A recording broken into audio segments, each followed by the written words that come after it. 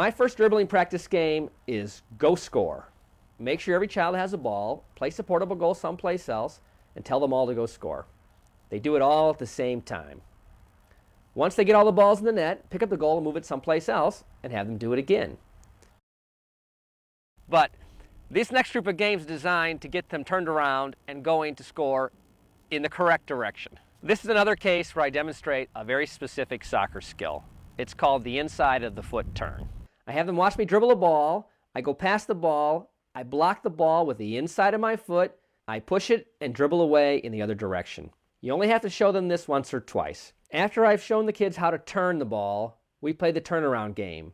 I use a second coach or a parent positioned on the other end of the field from myself. I tell the kids to dribble towards the other coach. When they approach him, he does a big circular arm movement, calls them by name, and tells them to turn around. They turn the ball and they come back towards me. When they get to me, I do the same thing. Of course, every player has their own ball, and every player only turns around when called by their name, so we get players going back and forth, which creates traffic, obstacles for the kids to dribble. Another good turning game I use is called Ring Around the Parent.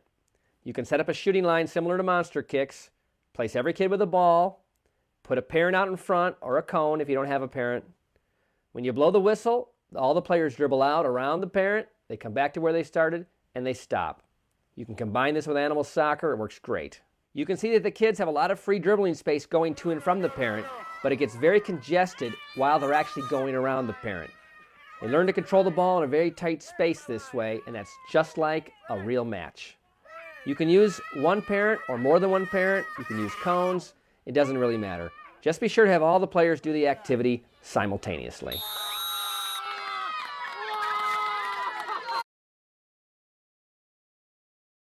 Soccer Bees is a fun dribbling and passing game. Tell the kids that their field is their beehive. I have all the parents become wasps and they invade the beehive. The bees have to sting the wasps to protect their beehive.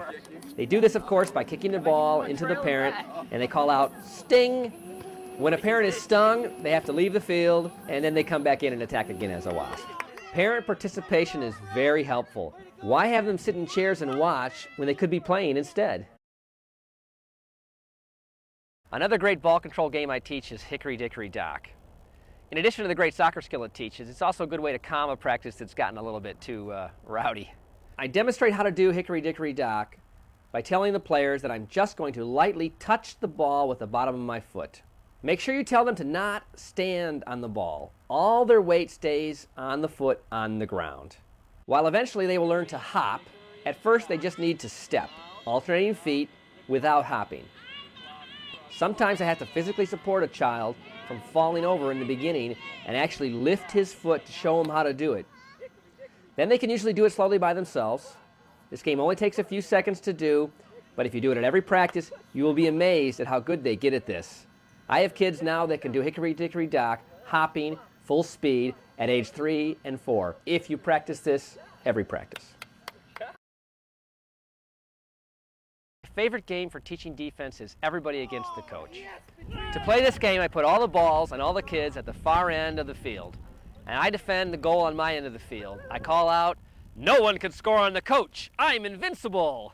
I don't stand right in my goal. I stand out in front of my goal, and I have them all attack my goal and try to score at once. Another good game for teaching defense is Sharks and Minnows. Set this up with 1 or 2 players in the middle in Shark Alley. All the other players have a ball. When you say go, they all try to dribble past and score, and the Sharks try to stop them.